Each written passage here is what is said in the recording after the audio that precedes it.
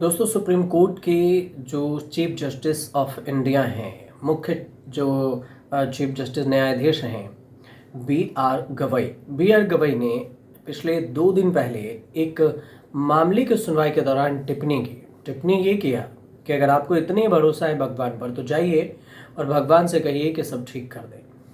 और ये क्यों कहा, ये आपको बताएंगे, ये मामला क्या है ये भी बताएंगे। लेकिन इसके 2 दिन बाद, जब 2 दिन तक इस पर विवाद हुआ और उनकी टिप्पणी पर सवाल खड़े किए गए कि धर्म के खिलाफ बी आर गवई बयान दे रहे हैं, तो फिर जो बी आर गवई हैं उन्होंने सफाई भी दिया अपने बयान पर।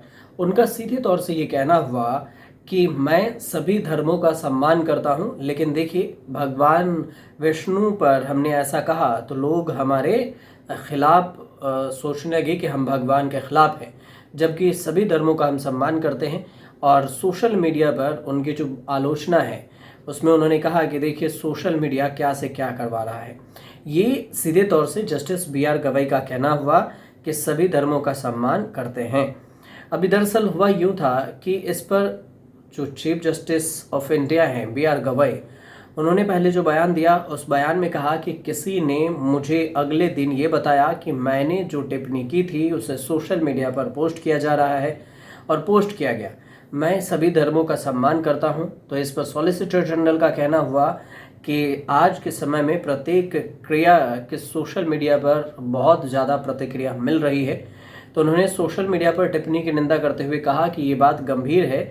हम न्यूटन के इस नियम से तो परिचित थे कि प्रत्येक क्रिया की समान प्रतिक्रिया होती है, लेकिन अब तक क्रिया के सोशल मीडिया पर कहीं ज़्यादा ही प्रतिक्रिया हो रही है।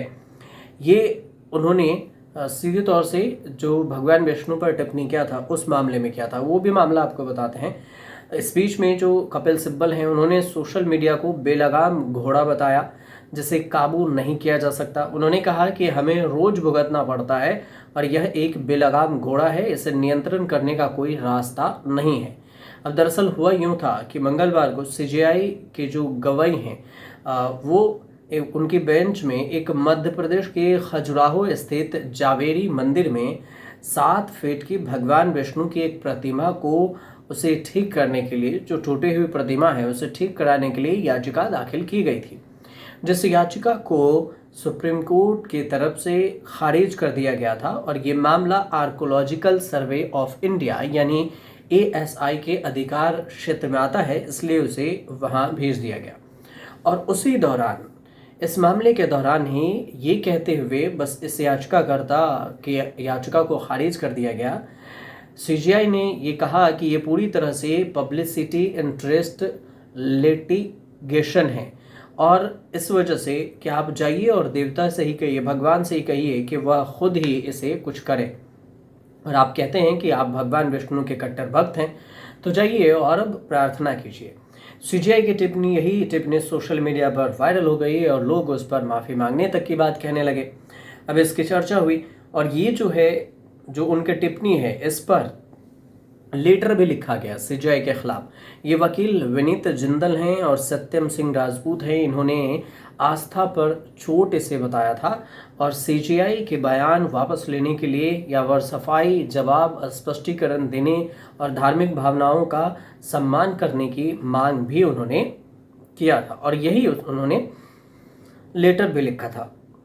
इसी लेटर के बाद CGI बी आर गवई को यहाँ पर माफ़ी मांगनी पड़े, माफ़ी मतलब सफाई देनी पड़ी, माफ़ी तो नहीं मांगे उन्होंने, सफाई देनी पड़ी कि हम भगवान का अपमान नहीं कर रहे हैं, हम सभी धर्मों का सम्मान करते हैं।